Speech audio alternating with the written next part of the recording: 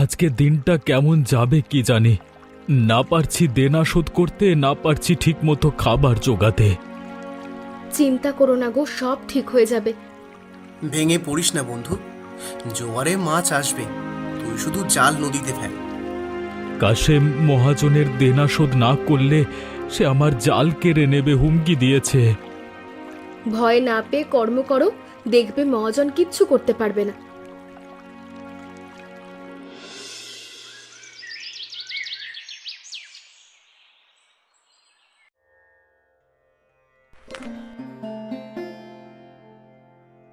কি গো, এখনো চিন্তা করছো? মাছ না পড়লে কি করবে বলো? তুমি শুধু চেষ্টা করো, বাকিটা আমি দেখছি। জাল খালি ফিরলো ভাবি, এখন কি হবে? জানি না আবু, কিন্তু হাল ছাড়লে চলবে না। কিছু উপায় তো বের করতেই হবে। আজ তো কিছু পেলে না, কাল দেখো একবার চেষ্টা করে, নিশ্চয়ই বড় মাছ ধরা পড়বে।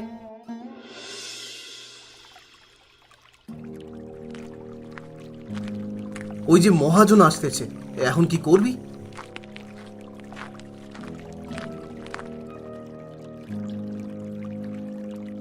রে রহিম, খালি হাতে ফিরলি যে, দিনের কথা মনে আছে তো?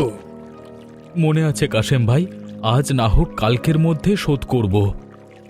কাল কাল তোর শেষ দিন। টাকা না দিলে তোর ভিটে মাটি আমি দখল করব। আগে আপনি নিয়মের সুদ কষেন, তারপর কথা বলেন। আই বুঝে চলবো। বেশি কথা বললে তোর স্বামীর কপালে দুঃখ আছে। ভিটে মাটি ছাড়া করবো তোদের, এইভাবে যদি মুখ চালাস।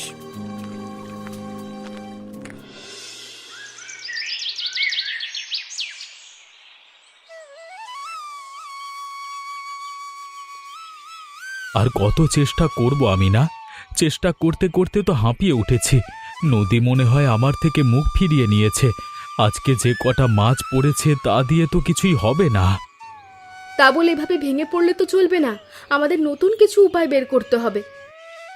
ভাবি ঠিক বলছে ভাই, চল রহিম, আমরা অন্য কোনো উপায় খুঁজি। অন্য উপায়? এখন তো শুধু ধার আর ধার। কি উপায় পাবো? তোমার মায়ের দেওয়া আংটিটা বিক্রি করে দেনা শোধ করলে কেমন হয়? না, ওটা তোমার কাছেই থাক। ওটা মা তোমাকে ভালোবেসে দিয়েছিল। ওটা আমি কিছুতেই ভাঙতে পারবো না। তাছাড়া ওটাই আমাদের শেষ ভরসা। বেলা হচ্ছে, আমি বরং হাটে যাই, মাছগুলো বেচে আসি।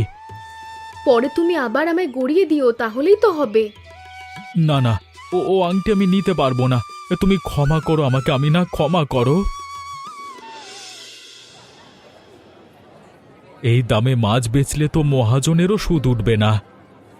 রহিম ভাই, এই সবই মহাজনের খেলা। আমরা গরিবেরা শুধু খাটবো, কিন্তু লাভের লাভ চোখে কিছুই দেখতে পাবো না। অন্য কোনো উপায় ভাবতে হবে, বুঝলে রহিম ভাই? কিন্তু আমার কাছে অন্য কোনো পথ নেই।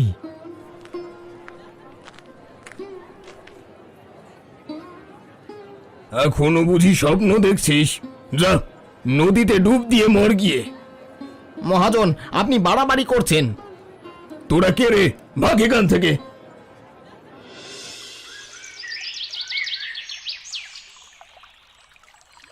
কাশেম তো দিন দিন আরো খারাপ হয়ে যাচ্ছে। চল আবু, আজকে আমরা এমন এক জায়গায় জাল ফেলবো যেখানে কেউ যায় না। যদি এটা তোর বাবার কথা হয় তবে চল। হাল ছাড়লে চলবে না।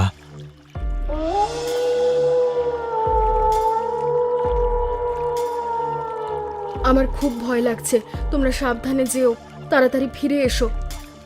চিন্তা করো না, আমি ফিরবই। ভাবি চিন্তা করো না, কাল ভোরে সুসংবাদ নিয়ে ফিরবো। মনে রেখো, লোভ যেন তোমায় না ধরে। তোমার কথা আমি মাথায় রাখবো। ভালোভাবে মাছ ধরে আমি ঠিক সকাল হওয়ার আগে ফিরে আসবো, তুমি দেখো। চল রহিম, রাত বাড়ছে, এবার আমাদের রওনা দিতে হবে।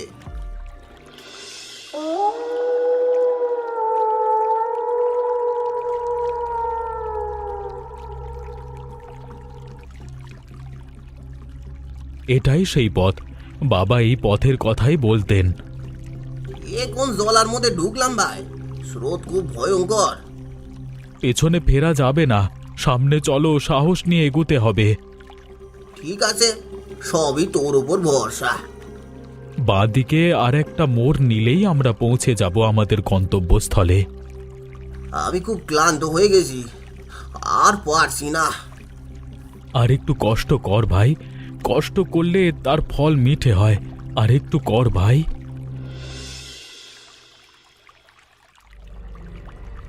কোথায় যাচ্ছিস রে বাবা?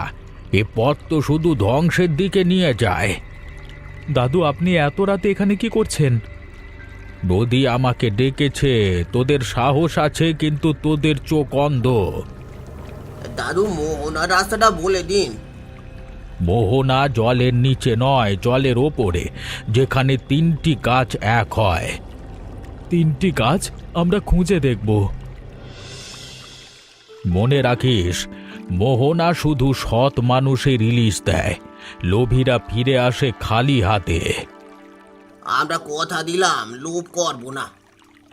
সততা আমাদের কাছে সব থেকে দামি।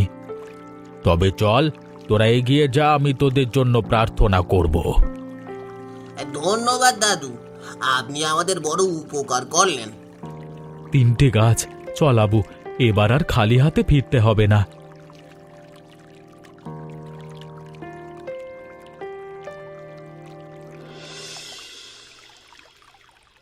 ওই দেখ আবু, 3টে গাছ। দাদু মিথ্যে বলেনি। চল চল, আর দেরি করা ঠিক হবে না। সাবধানে, মহাজনের লোক এখানেও থাকতে পারে। এত রাতে কেউ আসবে না, জলদি জাল ফেল। এটাই আমাদের জীবনের শেষ সুযোগ। এখন যদি না পারি তো সব শেষ হয়ে যাবে। অবশ্যই ভাই, আমরা পারবো।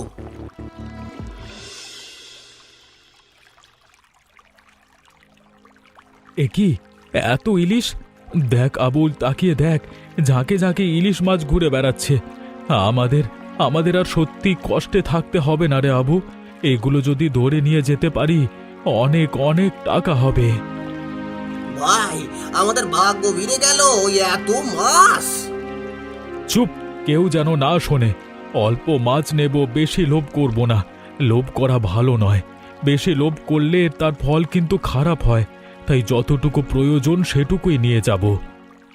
ঠিক বলেছ, চল চল, জাল ফেলি। মনে হচ্ছে যেন এই মাছগুলো আমাদের জন্য অপেক্ষা করছিল। ওপরওয়ালা নিজে এগুলোকে হেফাজত করছিল আমাদের জন্য। আজ আমাদের দুঃখ ঘুষবে।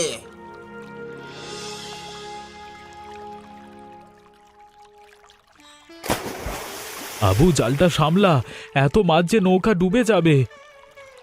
ভারী তো বটেই, কিন্তু জাল যেন না ছেড়ে টেনে ধর। আমরা জিতে গেছি রে, এবার কাশেমকে উপযুক্ত জবাব দেব। চল, আর দেরি না করে ফিরে যাই। সততার ফল সব সময় মিষ্টি হয়। এবার আর কেউ আমাদের ঠেকাতে পারবে না।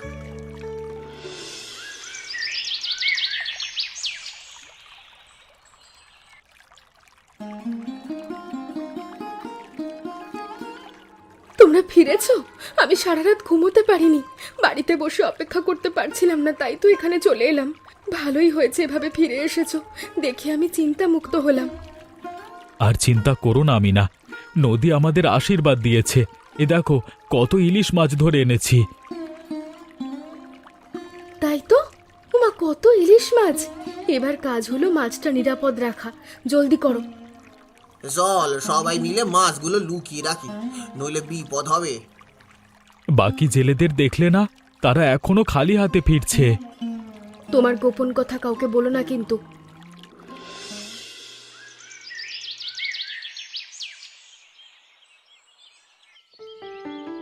কাশিম ভাববে তোমরা সামান্য মাছ এনেছো, তাই দূরে হাটে গিয়ে বিক্রি করো। কিন্তু কাশেম যদি কোনোভাবে জেনে যায়? জানলেও প্রমাণ করতে পারবে না। আমরা মোড়লকে সব বলবো। তোমার বুদ্ধি সব সময় আমাদের বাঁচায়। চল ভাই, আর দেরি না করে বাজারে যাই। সাবধানে থেকো, লোভী মানুষ সব জায়গায় আছে। কি রে রহিম, সামান্য মাছ বেচে বুঝি ঋণের কিস্তি দিতে এসেছিস? না, আমরা পুরো দেনা শোধ করব। পুরো দেনা? এত টাকা কোথায় পেলি? নিশ্চয়ই চুরি করেছিস। চুরি নয়, পরিশ্রম করেছি। এই নিন আপনার আসল টাকা। এই টাকা আমি নেব না। তোদের লুকিয়ে রাখা মাছ কই? কোন মাছের কথা বলছেন? আমরা তো সামান্য মাছই ধরেছি। মিথ্যে বলিস না, আমি জানি তোদের কাছে প্রচুর ইলিশ আছে। প্রমাণ করুন। প্রমাণ ছাড়া কথা বলবেন না। আপনি বরাবরই আমাদের পেছনে লাগেন, আর এখনো ঠিক তাই করছেন। আপনার তো সুদের টাকা নিয়ে কথা। আমি কোথায় কি মাছ ধরলাম, কত পরিমাণ ধরলাম, তা নিয়ে তো আপনার মাথা ব্যথা হওয়ার কারণ নয়, তাই না? খুব মুখ হয়েছে তাই না? আমি প্রমাণ করে দেব যে আমি মিথ্যে বলছি না। কান মোড়লের কাছে যাব। মোড়লকে ডাকুন। আপনার আসল সুদ কত সেটাও তাকে বলুন। আমরা আপনার মতো লোভী নই। মানুষের কাছ থেকে বেশি টাকা পাওয়ার লোভে হিসাব গড়বড় করব। সৎ পথে থেকে রোজগার করেছি আমরা। এই যাও, দূর হও, পরে দেখা হবে।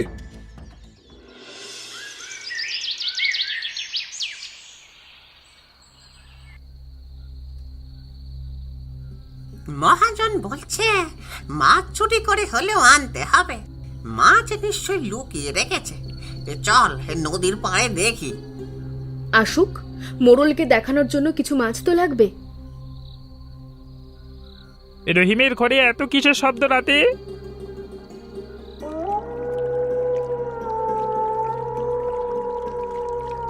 এখানে কি করে মাছ লুকিয়ে রাখবে? এখানে আশেপাশে তো তেমন কোনো জায়গা দেখতে পাচ্ছি না যেখানে মাছ লুকিয়ে রাখতে পারে রহিম। চল এই মহাজনকে বলি যে নদীতে কোনো মাছ নেই। এরা কারা এত রাতে জাল ফেলছে? চুপ, চল এখান থেকে।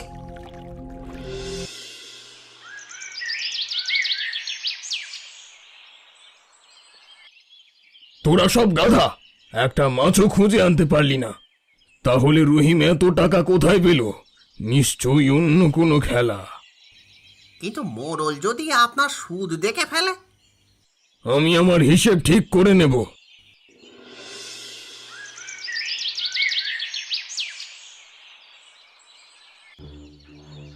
মোড়লকে সব বলবে, কাশেমের সুদের কাগজও দেখাবে।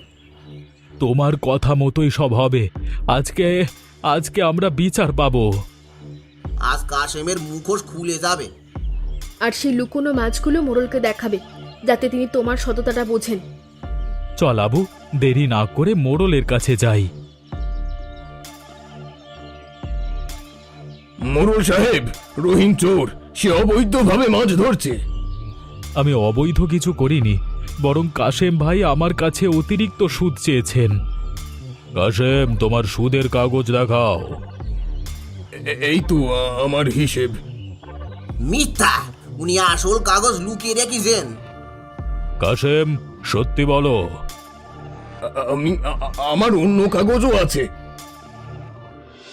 কাশেম, তোর এই সুদ অবৈধ। তুই গ্রামের গরিব মানুষকে ঠকাচ্ছিস।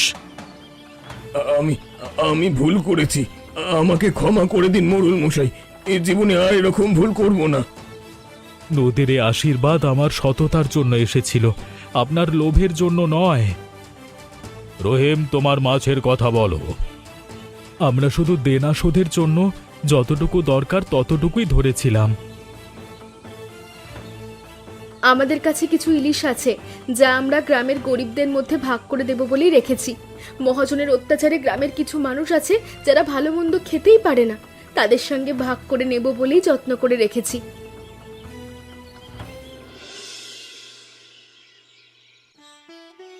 আজকে আমরা স্বাধীন, আমি না। কাশেম আর আমাদের ঘাঁটাতে পারবে না। সব তোমার সততার ফল। চল বন্ধু, কাল সকালে আমরা আবার নদীতে যাব, নতুন জালে। চলো, আজকে রাতে শুধু শান্তি। কাল সকালে মোড়ল এসে সব টাকা গুনে নেবেন। আসুন, সবাই মিলে আজকে আনন্দ করি। কাশেমের সমস্ত সম্পত্তি নিলাম করা হবে। মোড়ল সাহেব, আমাকে ক্ষমা করুন। মোড়ল সাহেব, ওর শাস্তি হোক, কিন্তু ওকে গ্রাম ছাড়া করবেন না। ওর স্ত্রী সন্তানেরা এখন কি করবে? রহিম, তোর সততায় আমি মুগ্ধ, কিন্তু আইন সবার জন্য সমান। কাশেম যেন আর কখনো কারো সঙ্গে এমন না করে। আমি প্রতিজ্ঞা করছি, আমার ভুল হয়েছে। ঠিক আছে, আপাতত কাশেমকে শুধু জরিমানা করা হলো। আপনার মতো সৎ মানুষ যেন সবাই হয়। নদী আমাদের সবার, আমরা মিলেমিশে থাকবো। আপনার ঋণের বোঝা আজ নামলো। নদীর আশীর্বাদ কখনো ফুরোয় না। রহিম, তুই আজ পুরো গ্রামের মুখ বাঁচালি। রহিম তার পরিশ্রম আর সততা দিয়ে ঋণ শোধ করেছে। কাশেম, এখন তোমার অন্যায় সুদের হিসেব দাও। শেষ পর্যন্ত ন্যায়ের জয় হলো। এখন থেকে আমরা শান্তিতে থাকতে পারবো।